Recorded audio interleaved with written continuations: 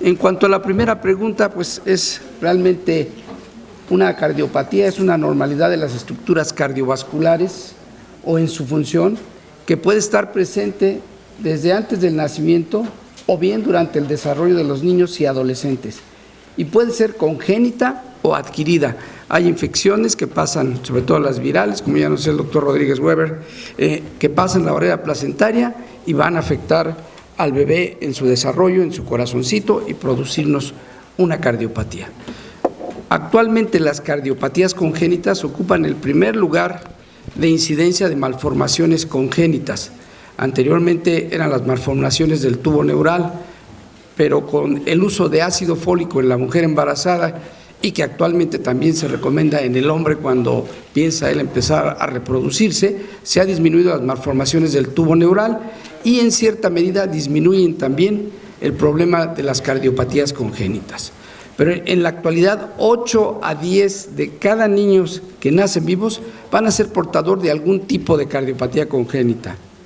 Y vean ustedes, es bien importante para el pediatra, para el neonatólogo, para el médico general, que la mayoría se van a presentar en la etapa neonatal, es decir, en los primeros 30 días de vida de los niños. Si uno no hace el diagnóstico, esta cardiopatía tiene una mortalidad muy alta, hasta el 35%. De ahí la importancia que el médico general, el pediatra, los neonatólogos sepan reconocer lo que es una cardiopatía y cómo se debe de manejar al paciente. La etiología, pues realmente no sabemos bien qué producen las cardiopatías congénitas, solamente un pequeño porcentaje tiene una causa demostrable. Las causas ambientales, como son exposición a químicos, las radiaciones, drogas, las infecciones virales, sobre todo en el primer trimestre del embarazo, y las enfermedades maternas van a incidir en el desarrollo del corazón y esto puede producir una cardiopatía congénita. Recordar que el corazón se forma desde las primeras 6 a 8 semanas del embrión y que esta es la etapa más vulnerable cuando se suceden las cardiopatías. Existen también los factores genéticos, la herencia, alteraciones cromosomas o de un solo gen. En la mayoría de los casos encontramos que las cardiopatías no podemos definir exactamente, pero el 85% es una mezcla de factores genéticos y ambientales. Es decir, cuando la mamá nos pregunta, oiga, ¿por qué mi bebé tiene esto? Pues la verdad es que no le podemos contestar a 100%, a menos que haya alguna incidencia. Aquí tenemos la curva de Gauss en lo que respecta a las cardiopatías congénitas, en donde existe la familia que no tiene predisposición hereditaria y en el otro extremo la familia que tiene una alta predisposición hereditaria. Las cardiopatías congénitas se dan en la mayor incidencia en pacientes que tienen un familiar o una predisposición hereditaria severa y que además el medio ambiente interactúa, como por ejemplo la persistencia del conducto arterioso, en donde aquí en la Ciudad de México es una de las cardiopatías que más frecuentemente vemos porque nos encontramos por arriba de 2.600 metros sobre el nivel del mar. Si nos vamos al Perú, hay ciudades que están a 4.000 metros sobre el nivel del mar y esto va a ser una causa de que exista mayor incidencia de conducto arterioso. ¿Cuáles son los factores extrínsecos que pueden producir una cardiopatía congénita? Ya lo mencionaba el doctor Rodríguez Weber, la rubiola, las infecciones por Toxoplasma gondii, la sífilis, el citomegalovirus, la influenza tipo B y el herpes. De los factores físicos, la altitud por arriba de los 3.000 pies sobre el nivel del mar favorece el conducto arterioso.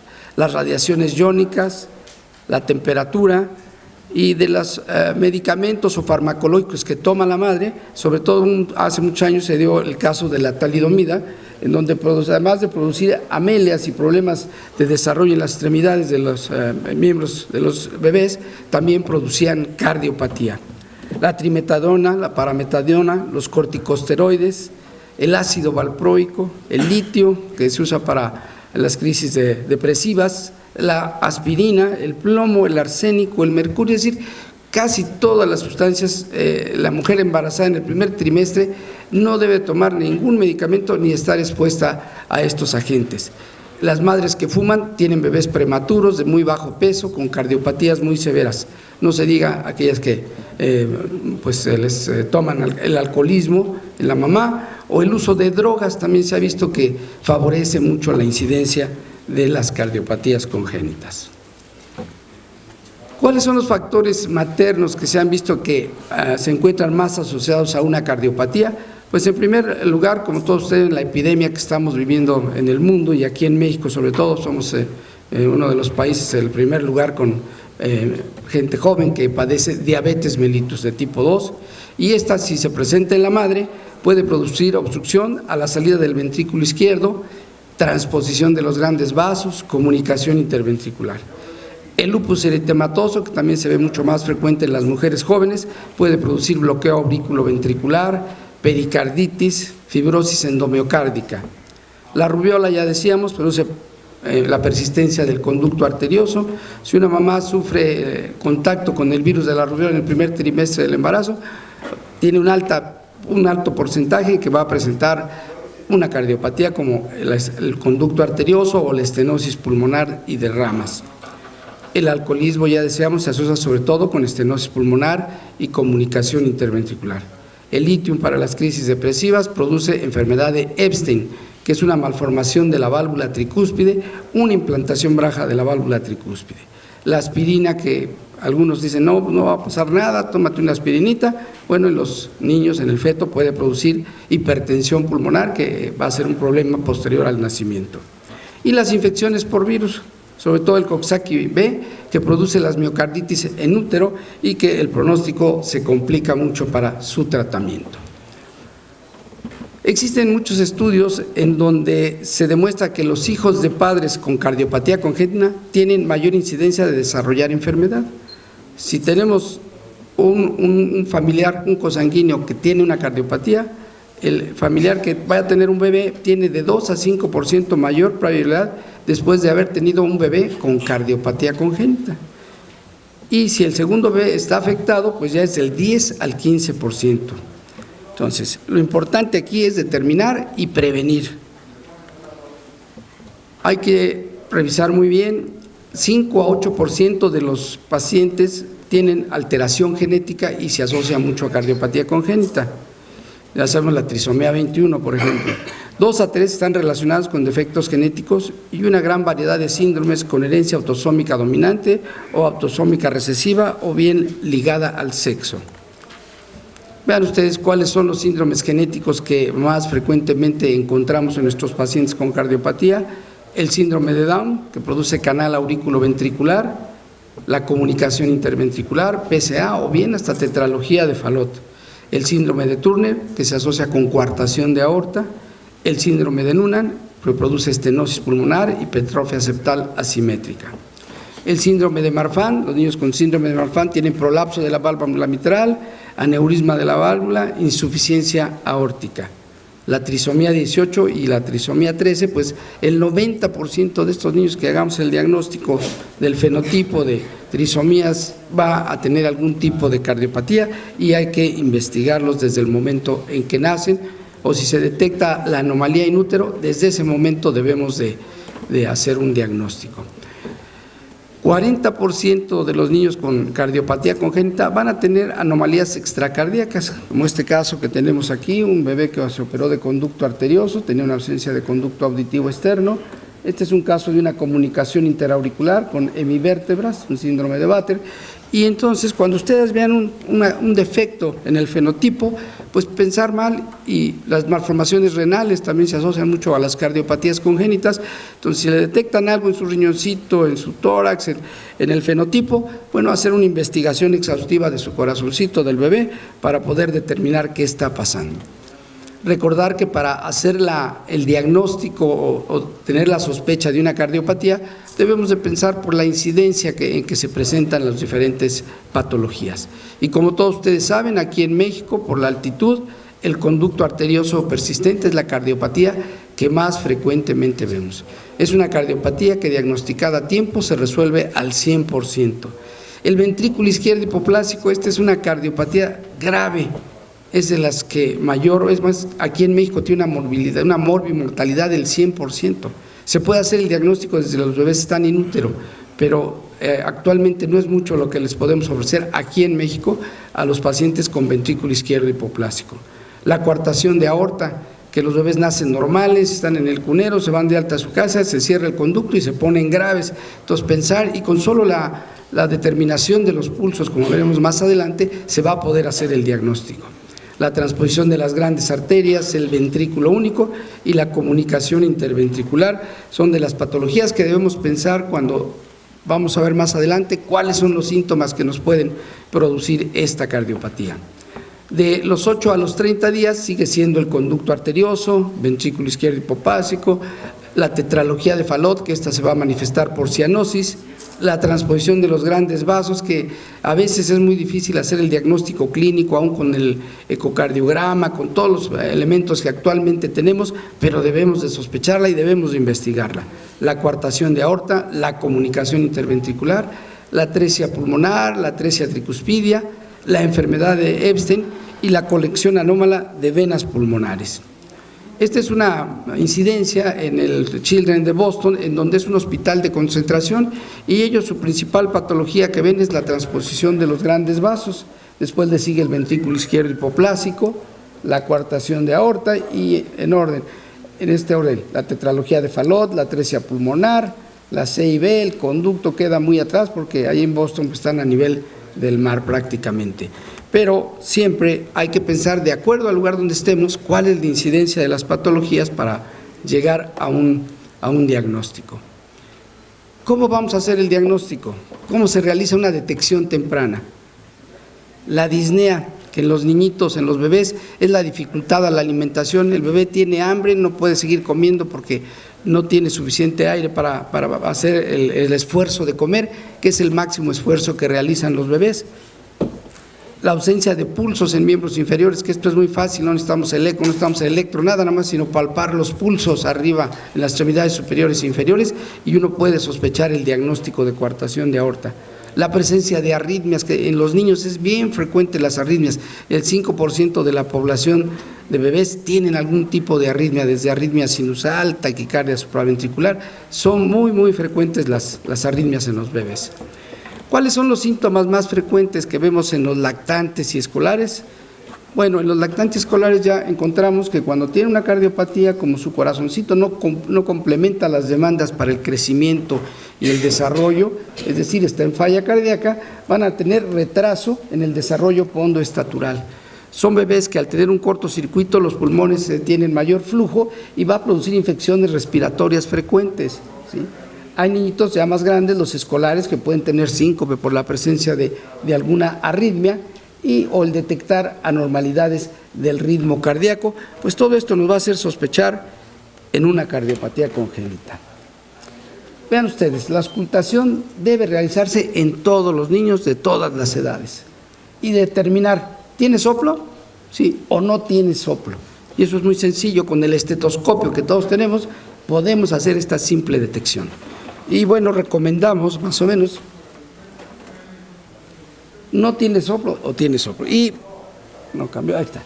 Tiene soplo cardíaco, decimos que debe ser valorado por el cardiólogo pediatra, ¿sí? Gente que esté dedicada a ver este tipo de pacientes para llegar a un diagnóstico. Pero la campaña del estetoscopio en todos los niños se debería de aplicar, porque van a la escuela y son niños que están normales, pero ustedes les ponen el estetoscopio, caray, tiene un soplito, a lo mejor es un soplo inocente, pero bueno, hay que investigarlo.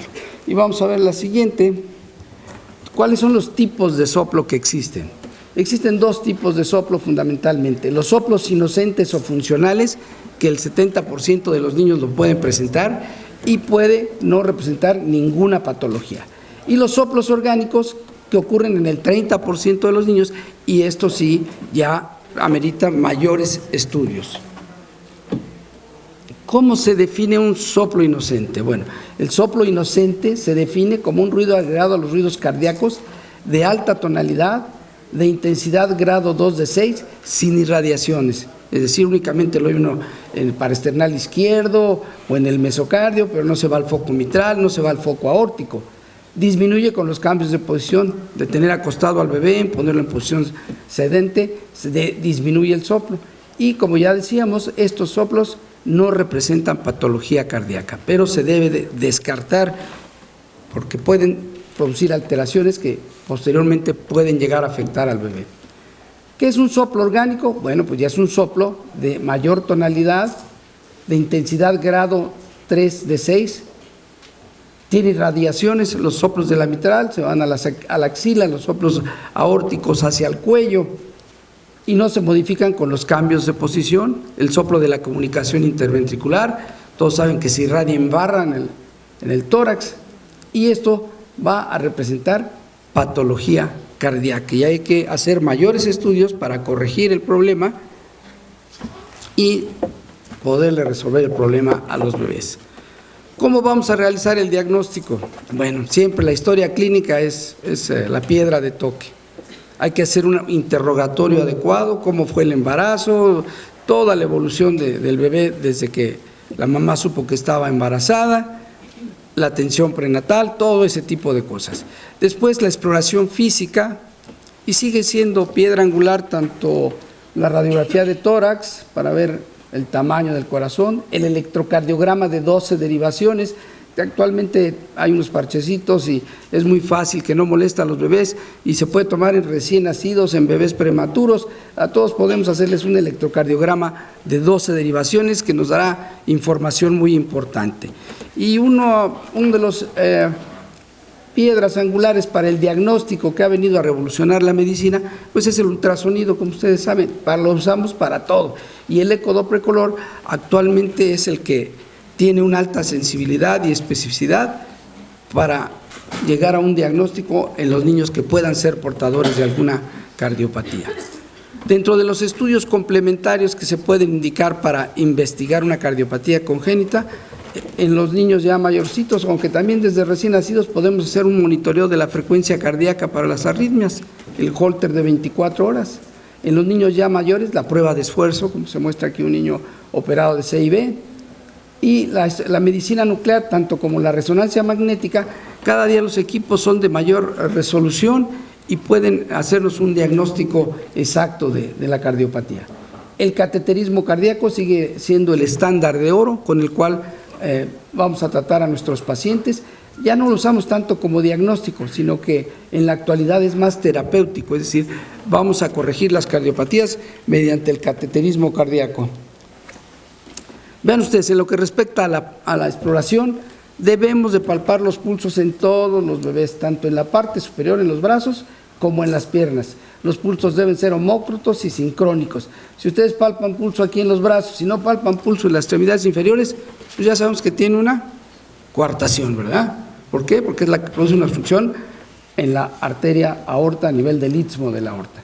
Y lo mismo, un problema que se ve cada día más frecuentemente en los niños es la hipertensión arterial primaria, es decir, donde no hay una cardiopatía, pero tienen hipertensión, los niños obesos con síndrome metabólico. Entonces, a todas las edades debemos de tomarles a los niños la tensión arterial en los dos brazos, en posición de supina y en posición de pie, para ver que no exista hipertensión arterial, porque cada día vemos niños con síndrome metabólico y que se asocia a hipertensión arterial y que a la larga pueden llegar a tener problemas importantes. En lo que respecta al área precordial, bueno, tenemos que, ya decíamos, la presencia del soplo, que es un ruido, la taquicardia, ¿sí?, como mecanismo de compensación en los niños cuando hay bajo gasto cardíaco, se eleva su frecuencia cardíaca. Cuando está ya muy elevada la frecuencia cardíaca y está en insuficiencia cardíaca, pues hay un tercer ruido, el ritmo de galope, que todos ustedes deben haber oído, y esto nos va a indicar que existe algún daño en el corazón, alguna cardiopatía congénita. La intensidad del segundo ruido pulmonar en foco aórtico, de acuerdo a la intensidad de la hipertensión pulmonar en los cortocircuitos o cuando está obstruida la válvula pulmonar, el segundo ruido es único, o bien la presencia de un frote pericárdico en las pericarditis, y lo que ya mencionábamos, un alto porcentaje de los niños o de los adolescentes y recién nacidos pueden tener alteraciones del ritmo cardíaco que ameriten estudios.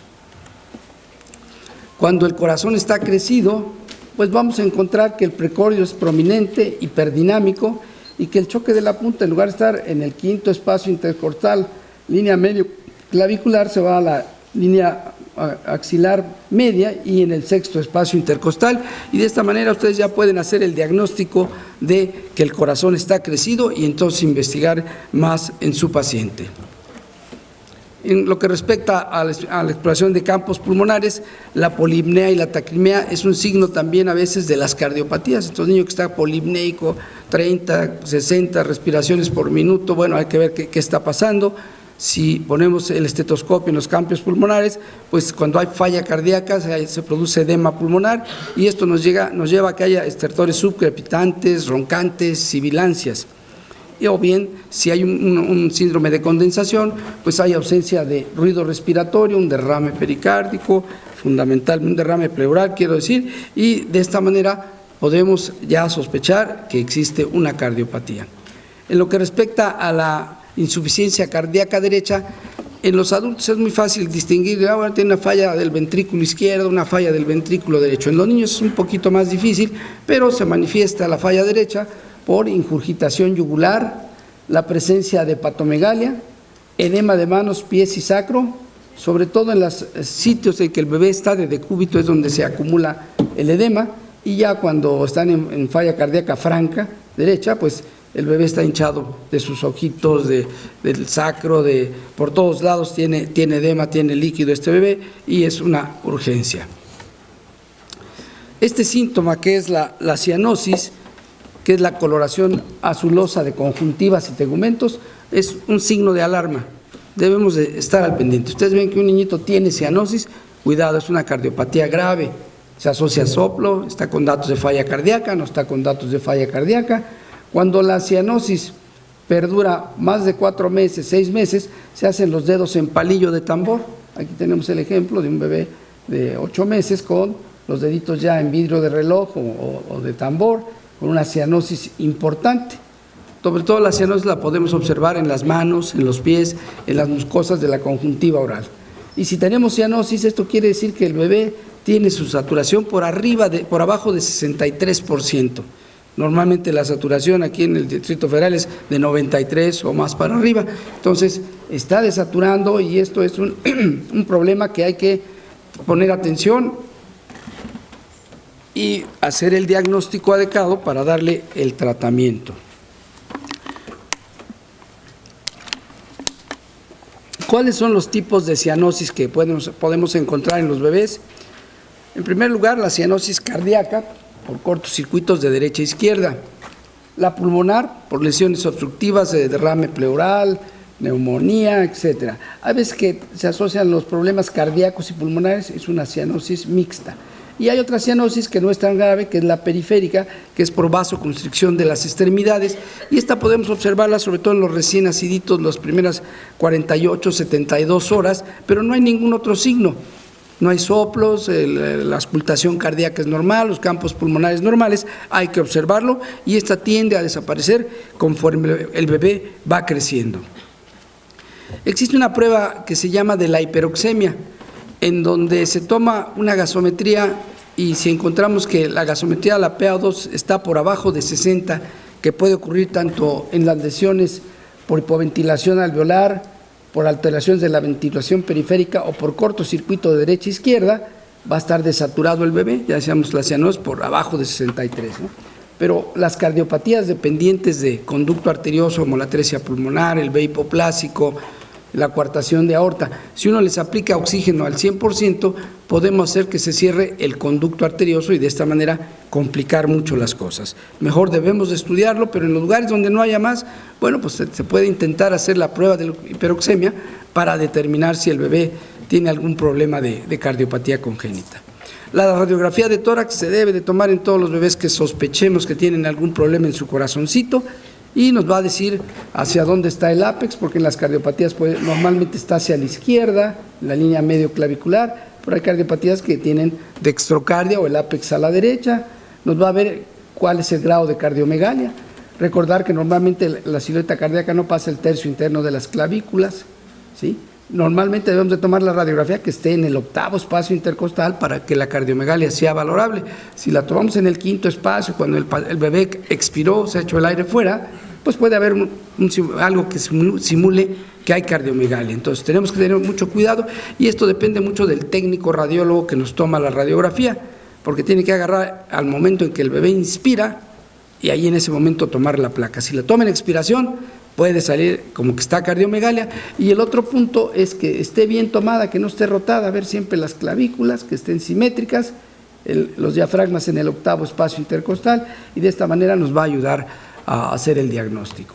La serie cardíaca no la utilizamos en los bebés porque no nos da mayor información, pero sí las placas laterales, sobre todo para ver la relación con el esternón y acá atrás los campos pulmonares. Normalmente la silueta cardíaca no rebasa el tercio medio del esternón. Cuando hay cardiomegalia se va por arriba del tercio medio del esternón.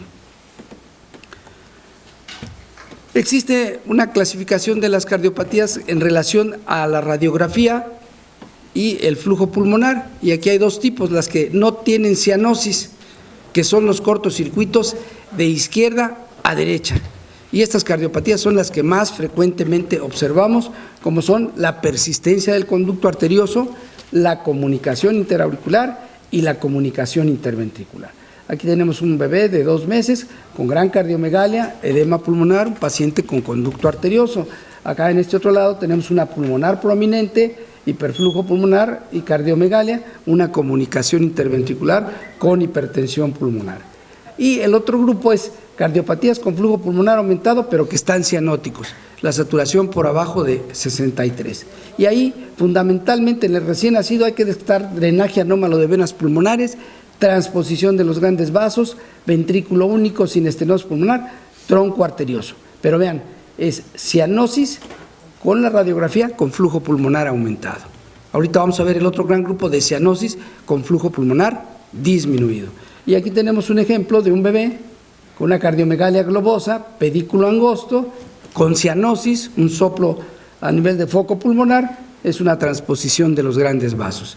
Y aquí es otro lado, una gran cardiomegalia, casi no se ve la silueta cardíaca, flujo pulmonar aumentado. Este era un niñito con un ventrículo único, más bien es un niño con un ventrículo único sin estenosis pulmonar. Si uno quisiera hacer el diagnóstico con la clínica, con la radiografía y con el electro, únicamente podemos acertar en el diagnóstico en un 75%, es decir, es de baja especificidad. Aquí tenemos el otro gran grupo de cardiopatías que con solo ver la radiografía vamos a poder ayudarnos a establecer el diagnóstico, y es la radiografía con flujo pulmonar disminuido y la presencia de cianosis. Y aquí está pues una gran conocida de todos nosotros, que es la tetralogía de Fallot, que es la cardiopatía cianógena que más frecuentemente diagnosticamos. Recuerden ustedes que la tetralogía de Fallot es una estenosis pulmonar con comunicación interventricular, con hipertrofia del ventrículo derecho y cabalgamiento de la aorta. ¿Verdad? Se oye muy complicado, pero únicamente con ver esta radiografía que se llama en imagen de zapato de sueco, pulmonar excavada, ápex levantado e hipoflujo pulmonar, ustedes entienden tetralogía de Fallot y en un 80-90% de las veces podrán hacer el diagnóstico sin hacer otro estudio. La atresia pulmonar con septum íntegro también es con flujo pulmonar disminuido, la atresia tricuspidia, el ventrículo único, la estenosis pulmonar severa y la enfermedad de Ebsen, que esta nos produce grandes cardiomegalias. Aquí tenemos un ejemplo de enfermedad de Ebsen, que es una implantación baja de la válvula tricúspide, dilatación severa de la aurícula derecha, cortocircuito de derecha a izquierda, es decir, sangre desoxigenada pasa al lado izquierdo y esto produce la cianosis. El electrocardiograma sigue siendo también una piedra angular para el diagnóstico. También hay una clasificación así como las radiografías, electrocardiogramas con crecimiento de aurícula derecha y del ventrículo derecho. ¿Cuáles son las patologías que los producen? Pues la CIB con hipertensión pulmonar, la tetralogía de Fallot, crecimiento del ventrículo derecho. ¿Cuáles producen crecimiento del ventrículo izquierdo? La comunicación interventricular, la estenosis aórtica, la presencia de arritmias, que si tomáramos electrocardiograma en todos los bebés recién nacidos, un alto porcentaje tiene extrasístoles supraventriculares o arritmias sinusales. Y la ventaja del electro, que también donde no hay un laboratorio muy adecuado, ustedes toman un electrocardiograma y podemos detectar alteraciones electrolíticas como hipopotasemia o hipocalcemia. Actualmente los niñitos que sufren enfermedad de Kawasaki, que es una enfermedad infecciosa, que es la más frecuente, que daña el corazón, antes era la fiebre reumática, ahora es la enfermedad de Kawasaki, en estos niñitos se dilatan las arterias coronarias y pueden presentar infartos del miocardio, como lo presentan los adultos, con desnivel del segmento ST, T isquémica y puede complicarse muy importantemente el cuadro. Aquí tenemos dos ejemplos de lo que el electro nos puede mostrar. Un bebé de 3 meses llega en insuficiencia cardíaca al servicio de urgencia, se le toma el electro y más de 280 de frecuencia, una taquicardia supraventricular. Hubo que hacerle una descarga a este bebé para revertirlo o ponerle adenosina o el antiarrítmico que tuviésemos a la mano. Este es un caso de un crecimiento de la aurícula derecha y crecimiento del ventrículo derecho en una tetralogía de Fallot. Entonces, ya conjuntando la radiografía, el electro, la clínica, pues podemos tener una idea muy cercana al diagnóstico que vamos a establecer.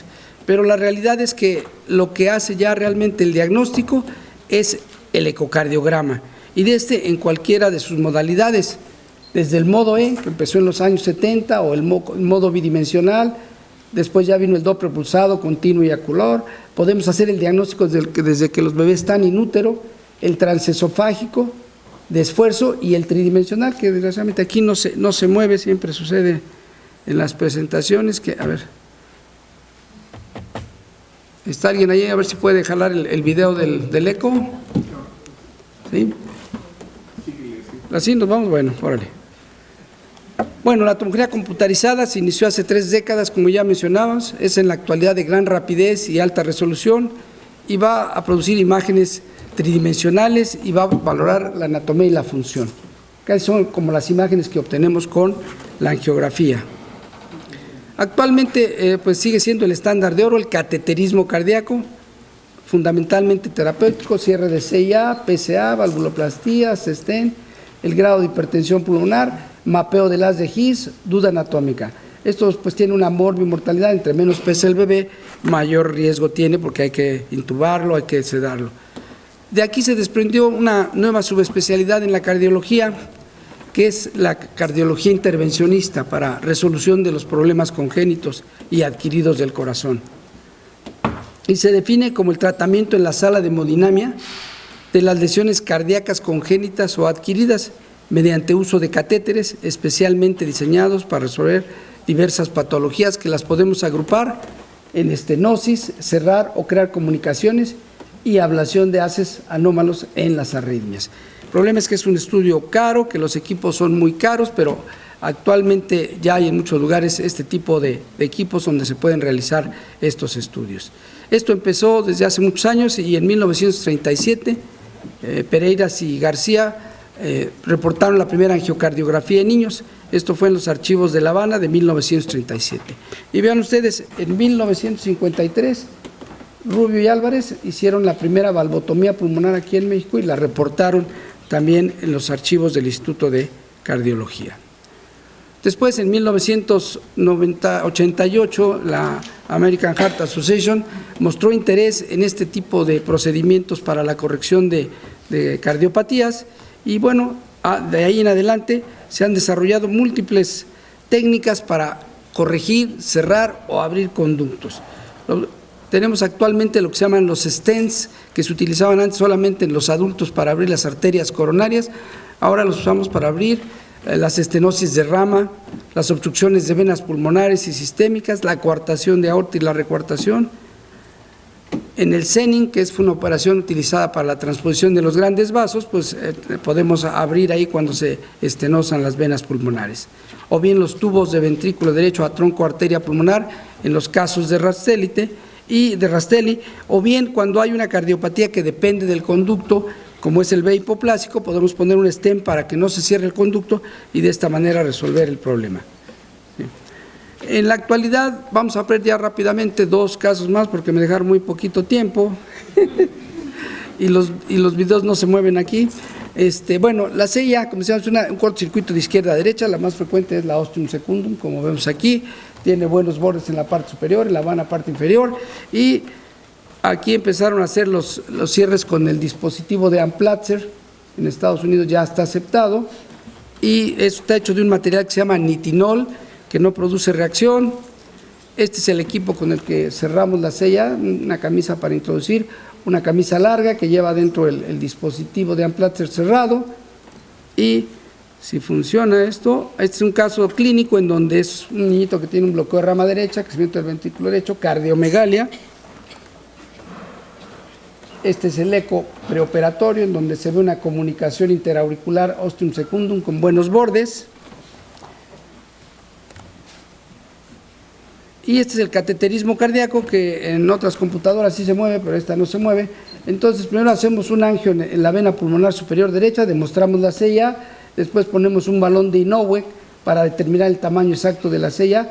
Todo esto lo controlamos con eco intracardíaco y después liberamos el dispositivo, primero el lado izquierdo, únicamente con estos problemas. Aquí un poquito de molestia en las ingles por donde introducimos los catéteres, pero en la mayoría de los casos no hay problema.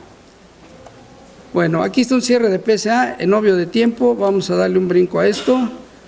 Este es el dispositivo que utilizamos para el cierre de PSA. Este es un hito de 8 meses que hicimos, en donde gran cardiomegalia, crecimiento del ventrículo derecho. Aquí se veía el conducto ya cuando se mueve esto. Se veía el conducto, pero si no aquí lo tenemos porque ya sé que no se mueven. Esta es la pulmonar, este es el flujo del conducto. Se hace un angiocardiograma y se demuestra el conducto, y después aquí se movía y se ve cómo se depositaba el Amplatzer, pero pues no se mueve. Esto es ya cómo queda el bebé después de, aquí está el dispositivo de Amplatzer para conducto, disminuye la sobrecarga en el electro y ya no hay imagen de conducto a ningún nivel. Y ya para terminar, como dijo el que me precedió, 4 diapositivas. Bueno, vean ustedes cuál es el problema. Se realizan anualmente 20,000 cirugías en congénitos, 900,000 cardiópatas congénitos hay en Estados Unidos. Hay un 5% de incremento anual. Se realizan 34,194 cirugías en congénitos y se realizan 11,563 de procedimientos como el que les mostré de cardiología intervencionista.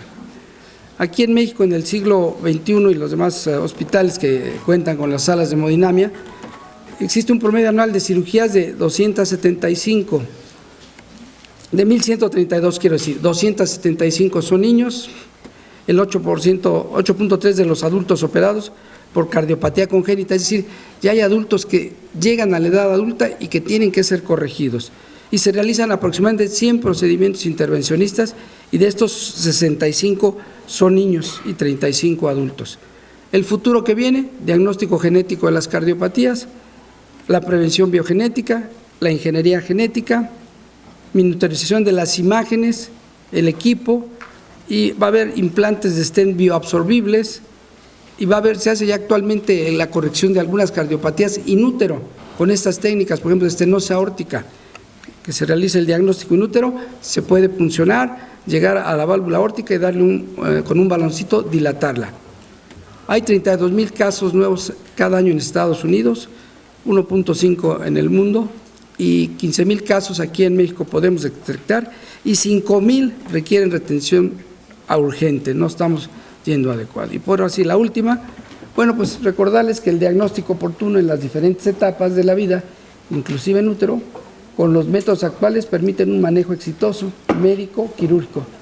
Actualmente existe la subespecialidad de cardiopatías congénitas en pacientes adultos, dado al éxito del tratamiento. Pues eso es todo, gracias.